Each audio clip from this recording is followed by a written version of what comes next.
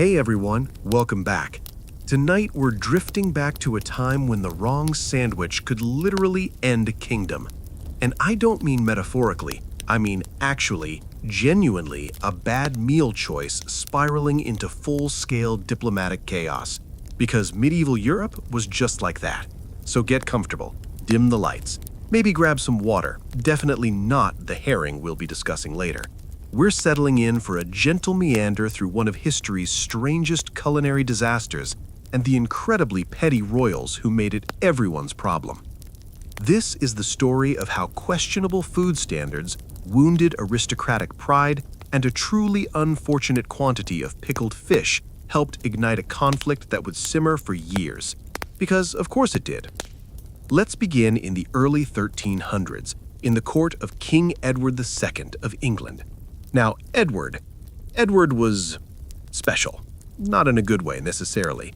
He had a talent for making spectacularly bad decisions while appearing mildly bewildered that anyone was upset about them. He looked, according to most contemporary accounts, like a man who'd just been asked a difficult math question, permanently. Edward became king in 1307, following the death of his father, Edward I, who was nicknamed Longshanks because he was tall, and also because medieval nicknames were refreshingly literal. Edward II, by contrast, was nicknamed Edward the Calamitous by precisely no one during his lifetime, but probably should have been. He was married to Isabella of France, beautiful, intelligent, politically savvy Isabella, who would eventually have her husband deposed and possibly murdered in a castle dungeon, but we're getting ahead of ourselves. In the 1320s, they were still married, still technically running England together, and Isabella was already developing that special kind of irritation that comes from watching your husband make terrible choices while eating raspberries. Now, Edward had a favorite. His name was Hugh Despenser the Younger, and when I say favorite, I mean Edward gave this man lands, titles, money, power, and basically everything except actual joint custody of the kingdom, which, functionally, Despenser kind of had anyway. Hugh Despenser the Younger was the son of Hugh Despenser the Elder, because medieval naming conventions believed in efficiency over creativity. The Despensers were ambitious, grasping, and about as popular as a wet cat at a royal banquet, which is to say, not at all. The English nobility hated them, the French court hated them, Isabella definitely hated them, but Edward just kept promoting them, showering them with estates seized from other nobles, and generally acting like a man who'd never heard the phrase reading the room. By 1324, tensions between England and France were already simmering over the usual reasons. Territory mostly, specifically the English-held territories in Gascony, in southwestern France, which the French kings had been eyeing like a dessert cart for decades. The English kings technically held Gascony as vassals of the French crown, which created this wonderful ongoing situation where the King of England had to occasionally go kneel before the King of France and pledge homage for his French lands. You can imagine how much the English kings enjoyed that. King Charles IV of France, Isabella's brother, was looking for an excuse to pressure Edward. Any excuse, really. And then, in the small fortified town of Saint-Sardeau in Gascony, someone built an unauthorized fortification. This might not sound like a crisis, it was absolutely treated like one. The French officials demanded the fortification be torn down. The English officials in Gascony said no, because that's what English officials in French territory did as a hobby. Things escalated. There was a small skirmish, a French sergeant was killed, and Charles IV, delighted to finally have his excuse, declared that Edward had forfeited Gascony. Edward, confronted with a potential war, did what any sensible medieval king would do. He tried to negotiate. He sent diplomats, he wrote letters, he offered compromises, and then he had to send his wife. Isabella volunteered to go to France to negotiate with her brother. She was French after all. She spoke the language, she understood the court. She was also deeply, profoundly tired of the Despensers and their influence over her husband. Edward agreed. Isabella sailed to France in 1325, taking their young son, the future Edward III, with her.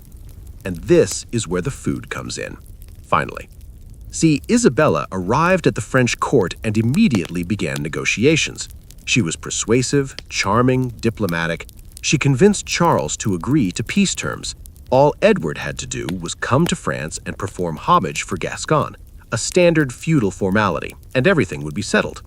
But Edward didn't want to leave England, partially because he didn't trust his nobles not to stage a coup the moment he left, partially because the Despensers had convinced him it was a trap, and partially because Edward had political instincts of a decorative pillow.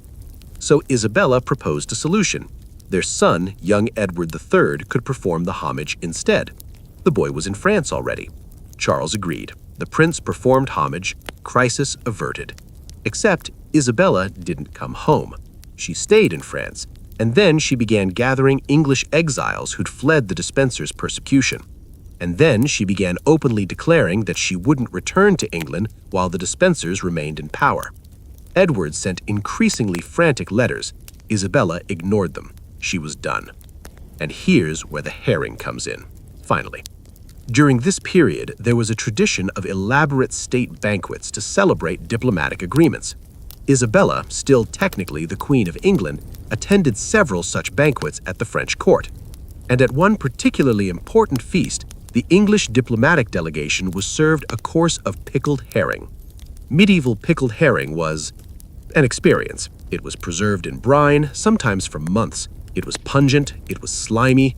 It was generally considered food for peasants and sailors, not for royal banquets. The English delegation, expecting the usual roasted meats and fine dishes appropriate for their status, was served this aggressively working-class fish in front of the French court, who were served lamb. The slight was intentional and obvious. One of the English lords, Roger Mortimer, who had escaped from the Tower of London and fled to France, was seated near Isabella. Mortimer was tall, handsome, dangerous, and absolutely not pickled herring. He was also quickly becoming Isabella's new favorite companion, in a way that medieval chroniclers described with very knowing euphemisms. The English delegates reported back to Edward that his wife was being humiliated at the French court, served peasant food while the French nobility dined on proper fare. They reported that she was spending a suspicious amount of time with Mortimer. They reported that she showed no signs of returning. Edward, furious and embarrassed, demanded the French king send his wife home. Charles refused. Isabella was her sister, and she'd claimed she feared for her life if she returned while the Despensers remained in power. The Despensers naturally made everything worse. They began seizing Isabella's English lands and revenues, cutting off her income. They spread rumors about her relationship with Mortimer. They publicly suggested she was a traitor. Isabella, in response, began planning an invasion. She gathered an army of English exiles and Flemish mercenaries. She secured funding from her brother and other French nobles, and in 1326, she and Mortimer sailed for England with the explicit goal of removing the Despensers and, implicitly, her husband.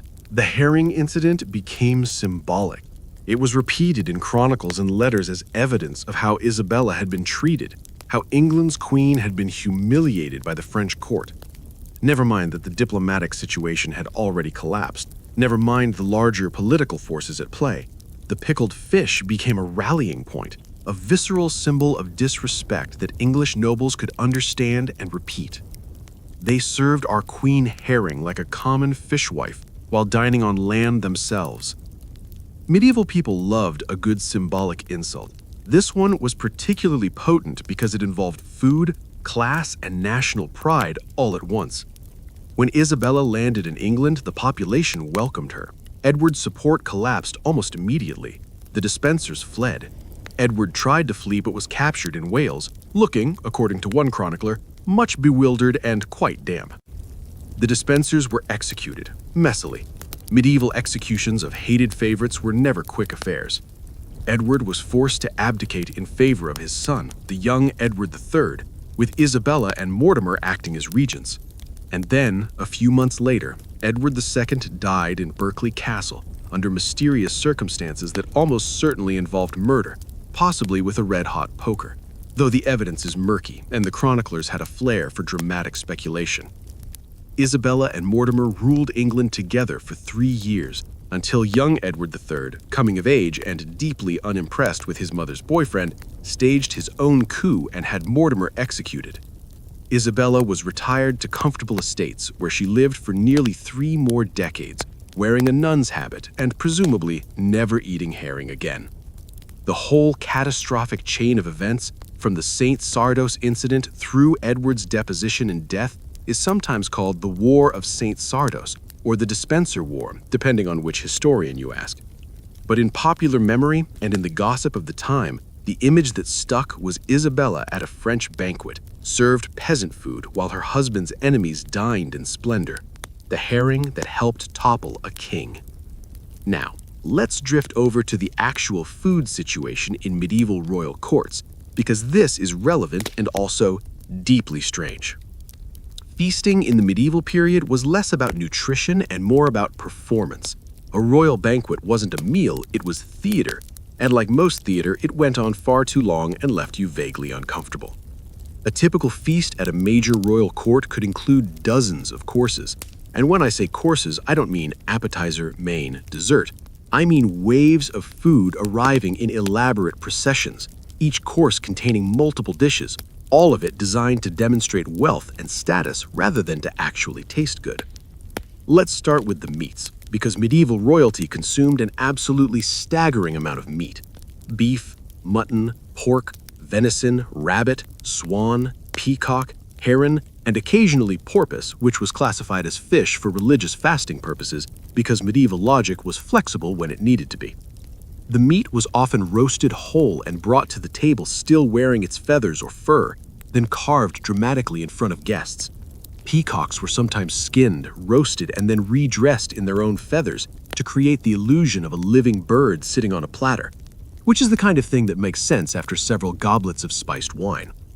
Everything was heavily spiced, not because medieval people didn't know what food tasted like, but because spices were expensive imports from the East, and using them liberally was a way to demonstrate wealth.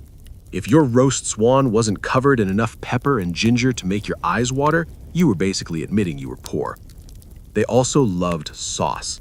Medieval cooks produced elaborate sauces with names like cameline, which was made from breadcrumbs, vinegar, cinnamon, and ginger, or garlic sauce, which was exactly what it sounds like, and was apparently applied to everything with enthusiastic abandon. Vegetables were viewed with suspicion. They were peasant food, grown in the ground where they touched dirt. Royalty preferred things that had been killed by skilled huntsmen or imported from distant lands at great expense. Fruit was acceptable, especially if it was candied or preserved in honey or presented in elaborate sugar sculptures. Medieval banquets sometimes featured subtleties, which were decorative displays made from sugar, marzipan, and paste, shaped into castles, saints, or allegorical figures representing virtues. These subtleties could take days to construct and were meant to be admired, not eaten, though presumably someone eventually ate them because wasting sugar would have been sacrilege. Bread was the foundation of the meal, but not the bread we'd recognize. The wealthy ate fine white bread called manchet, made from the most refined flour. The poor ate dark, heavy bread that could double as a construction material. Trenchers, thick slices of stale bread, were used as plates. After the meal, these gravy-soaked trenches were given to servants or to the poor waiting outside the castle gates, because medieval recycling was deeply hierarchical. And then there was the drink. Water was considered unsafe, which it often was, so everyone drank alcohol. Small beer for daily consumption, stronger ale for festivities, and wine for those who could afford it. The wine was often spiced and heated, creating beverages like hippocras, which tasted like mulled wine and was consumed in quantities that explain a lot about medieval decision-making. Kings and queens drank from golden goblets. Lesser nobles used silver. Everyone else made do with pottery or leather and tried not to think too hard about what had been in the cup before. The actual eating process was communal and chaotic. Diners shared plates and cups. Forks hadn't been adopted in most of Europe, so people ate with their hands, using knives to cut meat and fingers to grab everything else. Napkins existed, but were often just the tablecloth or your own sleeve. Etiquette manuals from the period are full of instructions like don't wipe your nose on the tablecloth, don't spit across the table, and don't put your chewed food back in the communal dish, which suggests these were all things people were actively doing. Dogs roamed freely under the tables, eating scraps and occasionally fighting. Entertainment during meals might include musicians, acrobats, or jesters. Sometimes exotic animals were brought out to amaze guests, because nothing says fine dining like a confused leopard on a chain. The whole experience could last for hours. 6, 7, 8 hours of continuous eating, drinking, and awkward conversations with relatives you haven't seen since the last wedding or funeral. And through it all, the food just kept coming. More meat, more pies, more fish, more fowl. Servants carried dishes in precise hierarchies, with the most important guests receiving the best cuts and the finest preparations, while those of lower status made do with whatever was left. This is where food became political. The placement at table, the quality of what you were served, the attention you received from servers, all of it communicated your status and the host's opinion of you. Being served herring when everyone else got lamb wasn't just an insult, it was a public declaration of your worthlessness. Isabella's herring incident, real or exaggerated, would have been understood immediately by everyone present. It was the medieval equivalent of being seated at the children's table at Thanksgiving, except the children's table could start wars. Let's drift now to another royal food disaster, this one involving King John of England, who we'll be spending quality time with shortly. King John of England had many problems. He lost most of England's French territories. He was forced to sign the Magna Carta. He was excommunicated by the Pope. He was nicknamed John Lackland because his father didn't give him any territory when dividing up the kingdom among his sons. He was also killed, possibly, by lampreys. Lampreys, for those fortunate enough not to know, are eel-like parasitic fish with circular mouths full of concentric rows of teeth. They look like nightmares designed by a committee. Medieval people loved them. Lamprey was considered a delicacy reserved for the wealthy and important. They were expensive, difficult to prepare, and had a rich, fatty flesh that was apparently delicious if you could get past the whole mouthful of infinite teeth situation. King John loved lampreys. He loved them so much that he demanded them regularly, even when they were out of season or difficult to obtain. In October of 1216, John was in the middle of a civil war. English barons had rebelled against him and invited Prince Louis of France to invade and take the throne. John was moving his army through East Anglia, trying to suppress the rebellion, when he stopped at a monastery in Norfolk. And he ate lampreys. Accounts vary on exactly what happened. Some chroniclers say he ate too many. Some say they were poorly prepared. Some suggest they were spoiled. One creative writer suggested they were poisoned, though there's no evidence for this beyond it making a better story. What we know is that John became violently ill shortly after the meal. He developed a fever and severe abdominal pain. He tried to continue traveling but had to be carried in a litter. A few days later, he died at Newark Castle in considerable discomfort and surrounded by advisors who were probably already planning their next career moves. The official cause of death was recorded as dysentery, which was medieval code for something went catastrophically wrong with his digestive system and we'd rather not be more specific. But the lampreys became legendary. Roger of Wendover, a chronicler writing a few years later, specifically mentioned that John had gorged himself on peaches and new cider, and that night a surfeit of lampreys, which greatly increased his illness. Another chronicler, Matthew Paris, who never met a story he couldn't embellish, claimed John had eaten a surfeit of lampreys which he always loved immoderately, despite his doctor warning him not to. Whether the lampreys actually killed him is debatable. The dysentery could have been from contaminated water, spoiled food of any kind, or just the general strain of medieval warfare and constant stress finally catching up with him. But the lampreys made a better story. A king brought down by his own gluttony, his inability to control his appetites even in the middle of a war. It fit perfectly with the medieval moral framework where excessive eating was both a sin and a sign of poor character.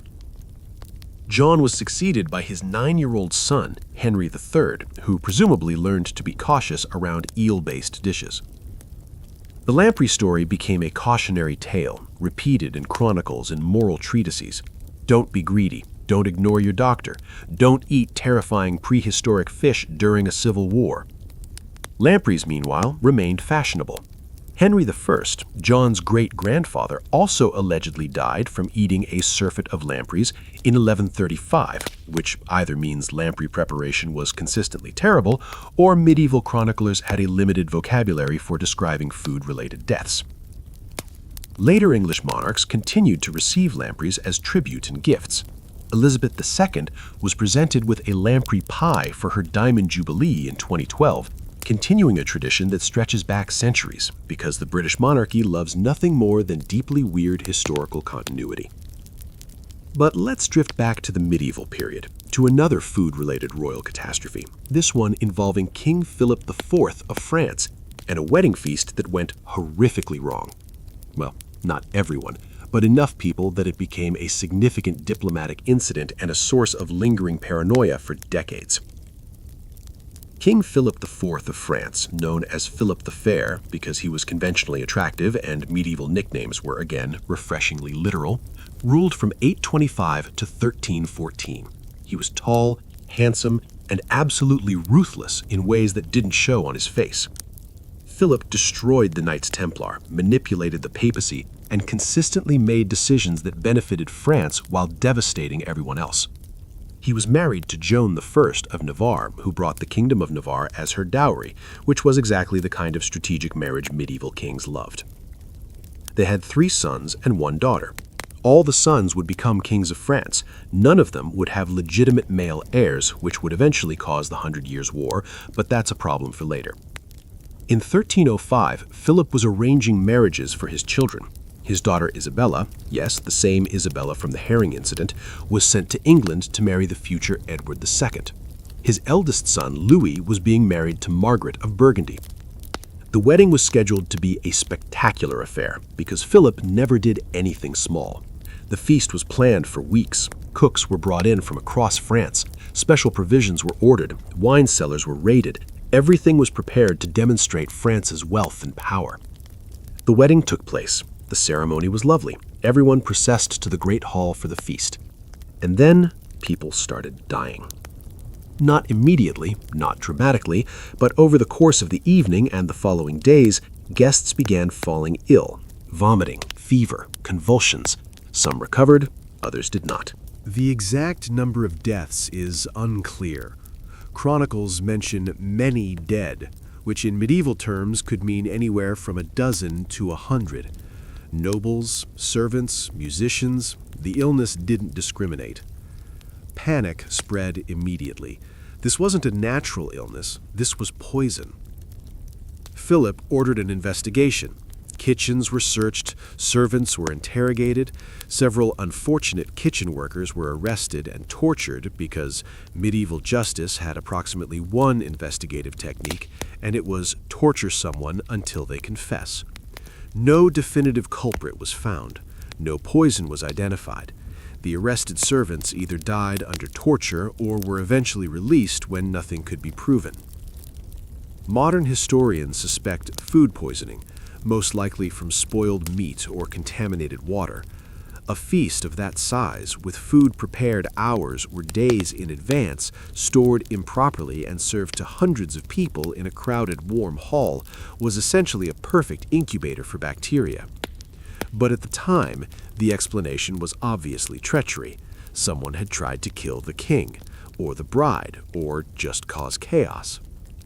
Suspicion fell on various people: political rivals of Philip, angry nobles, remnants of the Templars seeking revenge, foreign agents. The list of potential suspects was basically everyone Philip had ever wronged, which was a long list. The feast poisoning, real or perceived, contributed to an atmosphere of paranoia at the French court. Future feasts included food tasters, trusted servants who would sample each dish before it was served to the king and his family. The practice of employing food tasters became standard at major European courts and would remain so for centuries. It was a practical precaution and also a visible reminder to everyone present that the king lived in constant danger of assassination. Philip survived, obviously. So did his new daughter-in-law, Margaret, who would later be imprisoned in a tower for adultery, but that's another story. The feast entered the chronicles as another example of the dangers of royal life. You could be killed in battle, by disease, by political rivals, or apparently by the catering at your own child's wedding. Food was never just food at the medieval court. It was politics, status, and potential death all served on the same golden platter. Let's drift now to a different kind of food problem: the monks who wouldn't stop eating beaver. Medieval Christianity had strict fasting rules. During Lent and on Fridays year-round, the faithful were supposed to abstain from eating meat. This meant no beef, no pork, no lamb, no poultry.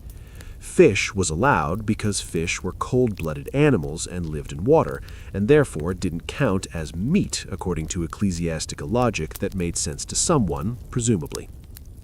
This created immediate problems for people who enjoyed eating warm-blooded land animals and didn't want to stop. The solution, arrived at through centuries of creative theological reasoning, was to expand the definition of fish to include basically anything that spent time in or near water. Beavers, for example. Beavers have scaly tails and live in water. Therefore, clearly, they must be fish. This was not a fringe opinion. This was official church policy. Pope Gregory IX in the 13th century specifically ruled that beavers could be eaten during Lent because they were aquatic animals. Monks, who were supposed to be fasting more rigorously than lay people, took to this ruling with enthusiasm. Beaver became a Lenten delicacy in monasteries near rivers and streams. The tail was considered the best part, probably because it was the most obviously scale-covered and therefore the most defensibly fish-like. Recipes from monastery kitchens describe roasting beaver tail with herbs and serving it as a substitute for fish. But monks didn't stop at beavers. Barnacle geese, which migrate to the Arctic to breed and whose nests were never observed by medieval Europeans, were believed to hatch from barnacles attached to driftwood. Therefore, they weren't really birds, they were sea creatures, clearly fish. This reasoning was accepted by numerous medieval authorities. Gerald of Wales, a 12th century cleric, wrote extensively about barnacle geese and their barnacle origins, describing it as established fact. So, monks ate barnacle geese during Lent, secure in the knowledge that they were technically eating seafood. Puffins, which spend most of their time on ocean cliffs and diving for fish, were also classified as acceptable Lenten food. They live near water, they eat fish. Close enough. Capybaras in South America were later granted the same exception by the Church when Spanish colonists in Venezuela petitioned for a ruling. Capybaras are large aquatic rodents. They swim, obviously fish. The Church approved, and capybara became a Lenten staple in parts of South America, a tradition that continues in some regions today. The theological justification for all of this was increasingly complex. Scholars wrote treatises attempting to define what made an animal meat versus fish. The criteria shifted depending on who was arguing and what they wanted to eat. Some argued it was about blood temperature. Others said it was about habitat. Still others claimed it was about the texture of the flesh or whether the animal laid eggs. The practical result was that wealthy monasteries and noble households could eat fairly elaborate meals even during Lent, while maintaining the fiction that they were fasting. Poor people who couldn't afford exotic aquatic animals or barnacle geese ate actual fish, salted cod, pickled herring, whatever was cheap and available. Their Lenten fasting was significantly more austere. The class divide in fasting, like everything else in medieval society, was stark and rarely acknowledged by those benefiting from it. Occasionally, reformers would push back. Bernard of Clairvaux, a 12th century abbot known for his asceticism, criticized monks who used these loopholes to enjoy rich foods while claiming to fast. He argued that the spirit of fasting was self-denial, not creative menu planning. His criticisms were noted, appreciated, and then largely ignored. Beaver remained on the menu. The situation persisted for centuries. It wasn't until the Reformation that Protestant churches began rejecting these classifications, arguing that if something looked like a mammal and tasted like a mammal, calling it a fish was theological nonsense. Catholic teaching eventually evolved as well, though the official rulings on beavers and barnacle geese were never formally revoked.